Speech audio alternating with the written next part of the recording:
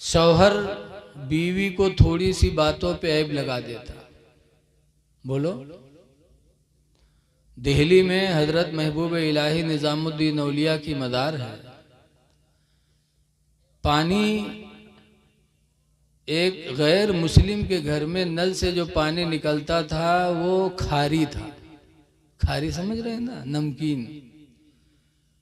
तो खरीद कर पानी पीता था, गैर मुस्लिम था। बीमार हो गया। जब बीमारी के बिस्तर पे पड़ा और गरीबी ने उसे घेरा तो हजरत महबूब इलाही निजामुद्दीन औलिया ने रात में पानी के 2 घड़े भरकर उस गैर मुस्लिम के दरवाजे पे ले जाके रख दिया। साथ में खादिम था, उसने कहा हजरत ये गैर मुस्लिम है, हिंदू है। महबूब इलाही फरमाते हिंदू है लेकिन है तो खुदा ही का बंदा, हमारे बाप आदम ही की औलाद है। रख दिया पानी। सुबह हुई तो बीवी ने देखा तो अपने शौहर से कहा कि कोई मीठे पानी के 2 घड़े रख के गया है। शौहर बीवी पे बदजन हो गया। कहा कुछ नहीं, जब से मैं बीमार हूँ, बिस्तर पे लेटा हूँ, शायद तूने गलत फ़ायदा उठाया। मेरी बीमारी से तूने गलत फ़ायदा उठाया। किसी से तेरा ताल्लुक़ हुआ है, किसी से पहचान तूने किया है। जो रात में मीठे घड़े पानी के तेरे लिए रख के गया है वो बदजन हो गया औरत से। औरत परेशान, उसने कसमें खाई कि मेरे किसी से ताल्लुक नहीं, मुझे कुछ भी पता नहीं कि रात में कौन मिट्टी के घड़े पानी के रख के गया है। कहा कुछ नहीं, तेरा कोई आसना है। वो औरत रात में सोई नहीं, सोचा कि आज देखे कि मेरे दरवाजे पर मीठे पानी के घड़े रखने वाला है कौन। जब दूसरी रात आई वो जागती रही। महबूब इलाही निजामुद्दीन औलिया रात की तारीकी में फिर मिट्टी के 2 घड़े पानी के भरकर उसके दरवाजे पे गए रखा, और जैसे रख के पलटे वैसे वो दरवाजा खोली। औरत जाग रही थी, झरोखे से देख रही थी कि आखिर है कौन। जब पलटे महबूब इलाही, उस औरत ने दरवाजा खोला। कहा कौन है तू जो मेरे दरवाजे पे पानी रख के जा रहा है? तेरी वजह से मेरा शौहर मुझसे बदजन हो रहा है, तू है कौन? तब महबूब इलाही फिर पलटे।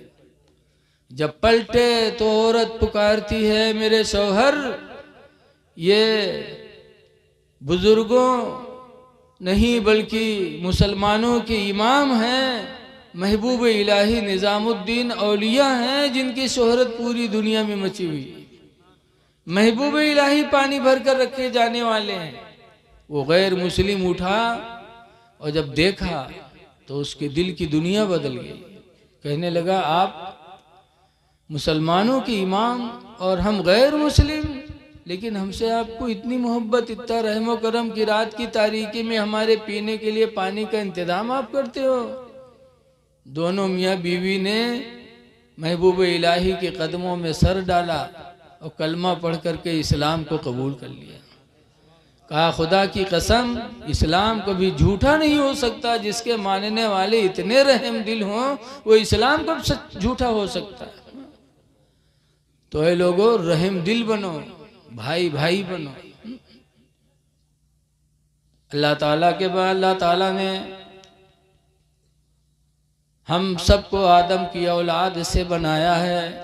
हुजूर फरमाते हैं खलक़ल्लाहु खलक़कुम इन्नल्लाह खलक़कुम मिन आदमा, बेशक अल्लाह ने तुम सबको आदम से बनाया। व खुलिक़ आदम मिन तीनिन, और आदम मिट्टी से बनाए गए। जब आदम से हम सब बने, आदम मिट्टी से बने, तो हमारे अंदर गुरूर और घमंड कहाँ से आ गया कि हम किसी को गिरी निगाह से देखते। इसलिए लोगों आपस में मिलजुल के रहो, मोहब्बत करो। मस्जिद माशाअल्लाह बड़ी आलीशान है। मस्जिद ये इस्लाम की निशानियों में से एक निशानी है। आप सफ़र करते हैं ट्रेनों पे, बसों पे, और जब किसी बस्ती से सवारी गुजरती है तो अगर उस बस्ती में कोई मीनारा नज़र आता है तो एहसास हो जाता कि यहाँ इस्लाम के मानने वाले मौजूद हैं। इसलिए अपनी मस्जिदों से लो लगाओ। हदीस पाक में नबी क़तादा क़ाला क़ाला रसूलुल्लाह सल्लल्लाहु अलैहि वसल्लम, हज़रत अबू क़तादा से रवायत है, फरमाते अल्लाह के रसूल ने इरशाद फरमाया, इज़ा रअयतुमुर रजुला यतअहदुल मस्जिदा, ऐ लोगो जब तुम ऐसे आदमी को देखो जो मस्जिद से दिल लगा के रहे, मस्जिद में आना जाना रखे, फशहदू लहू बिल ईमान, तो उसके ईमान के तुम लोग गवाही हो जाओ, गवाह बन जाओ कि वो मोमिन है, ईमान वाला है। इसलिए मस्जिद तो बनाई है, लेकिन मस्जिद में नमाज पढ़ के उसको आबाद करना ये कमाल की बात है। कहने वाले ने कहा है कि मस्जिद तो बनाए शब भर में, ईमा की हरारत वालों ने, शब के माने रात, रात ही भर में बना डाला। मस्जिद तो बनाई शब भर में, ईमा की हरारत वालों ने, मन अपना पुराना पापी था, बरसों में नमाजी बन न सके। मस्जिद बना डाली, नमाजी नहीं बने। ऐ लोगों, अल्लाह के घरों को आबाद करो।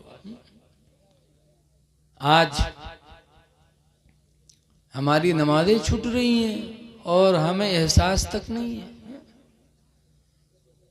एक बुजुर्ग है हजरत इब्राहिम बिन अदहम, एक दिन उनके घर से रोने की आवाज आई। जरा खामोश रहो, बोलो ना यार थोड़ी देर। हजरत इब्राहिम बिन अदहम के घर में रोने की आवाज आई, और ऐसी रोने की आवाज कि महल्ले वालों को लगा कि कोई इंतकाल कर गया। भाई मय्यत में रोने की आवाज तो अजीब होती ही है। ऐसी रोने की आवाज आई जिससे महल्ले के लोगों को पता चला कि इब्राहिम बिन अदहम के घर में आज कोई मय्यत हो गई। तो महल्ले के लोग गए मिलने के लिए। जब गए तो देखा मरा कोई नहीं, रोने की आवाज आ रही है। हजरत इब्राहिम बिन अदहम से लोगों ने पूछा कि इस तरह रोने की आवाज आपके घर से निकले जैसे कोई मर गया हो। तो इब्राहिम बिन अदहम कहते आज नमाज छूट गई, नमाज छूटने की वजह से रो रहा हूं। मय्यत होती तो इस तरह तकलीफ न होती, लेकिन नमाज छूटने से मुझे बेपनाह तकलीफ हुई है। रोते थे इस तरह की जैसे घर में कोई मय्यत हो गई। और आज हम मुसलमान होकर के नमाजें छोड़ रहे हैं और हमें एहसास तक नहीं है। ऐ लोगों, नमाजें पढ़ो, नमाज तुम्हारी हिफाजत करेगी। अल्लाह के फरिश्ते आसमान से उतर कर तुम्हारे मुहाफिज बनेंगे। बसरा में एक औरत थी जिनका नाम है राबिया। हमारी माँ बहनें बैठी हैं, जरा सुने कि इनकी भी इसी रुए जमीन पर एक बहन ऐसी गुजरी है। एक जमाना गुजर गया, सदियां गुजर गई, लेकिन आज राबिया का नाम मिंबरों पे लिया जाता है। नमाज ईशा पढ़ के राबिया सोई, घर में कोई नहीं था, सब लोग कहीं गए थे। इत्तेफाक से चोर पता लगा के पहुंच गया और घर में घुसा, देखा कोई नहीं, एक औरत सो रही है। तो बहुत खुश हुआ कि आज तो आराम से चुरे भी, अगर उठ गए तो एक के घूसमी का जमीन पकड़ा दे। ये करी का हमारा एक औरत एक मर्द का क्या कर सकती। बड़े आराम से माल चोरी किया और उसके बाद चादर में रखा, बांधा गठरी, और गठरी बांधने के बाद वो चोर सर पे रखा। राबिया के घर से निकलने का इरादा किया कि अल्लाह ताला ने उसकी आंखों की रोशनी खत्म कर दी, अंधा हो गया। जब अंधा हुआ तो गठरी फेंका। गठरी फेंका, कहा या अल्लाह मैं तौबा करता हूँ, या अल्लाह आंखों की रोशनी वापस कर दे, चोरी कभी नहीं करूंगा, या अल्लाह रोशनी वापस कर दे। अल्लाह बड़ा मेहरबान है, आंखों की रोशनी वापस कर दे। जब देखे लाग तो ठाड़ सोचे कि बड़ी मेहनत किया है, अभी जागी नहीं है, कहूँ बेर बेर थोरो हो, फिर उठा ली इस गठरिया और फिर उठाए मुड़े रखे और चल दिए। जैसे चला फिर अंधा हो गया। जब फिर अंधा हो गया तो फिर गठरी फेंका और दिल से तौबा करने लगा, कहा या अल्लाह जिंदगी में कभी चोरी नहीं करूंगा, परवरदिगार आंखों की रोशनी वापस कर दे। अल्लाह ने फिर वापस कर दिया। जब फिर देखने लगा तब उसने दुआ मांगी, कहा या अल्लाह बड़े बड़े घरों में मैंने डाका डाला, ऐसी मुसीबत कभी नहीं आई, और आज इस घर में तन्हा एक औरत सो रही है, या अल्लाह चोरी करने पर मुझे कुदरत क्यों नहीं मिलती। तो गैबी आवाज आई, गैबी आवाज आई, मेरे बंदे तूने बड़े बड़े घरों में डाका डाला होगा, लेकिन राबिया के घर में डाका नहीं डाल सकता। राबिया नमाज ईशा पढ़ के सोई है, नमाज ईशा की बरकत से मेरे फरिश्ते उसके जानो माल की हिफाजत का पहरा लगा रहे हैं। जिस घर में मेरे फरिश्तों का पहरा होगा उस घर में तू चोरी कैसे कर सकता है।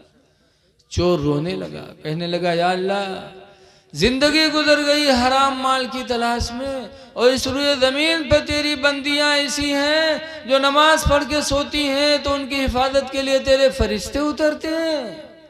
चोर ने तौबा किया और राबिया के घर से पक्का इरादा लेके निकला कि इंशाअल्लाह अब जिंदगी में कभी नमाजें नहीं छूटेंगी।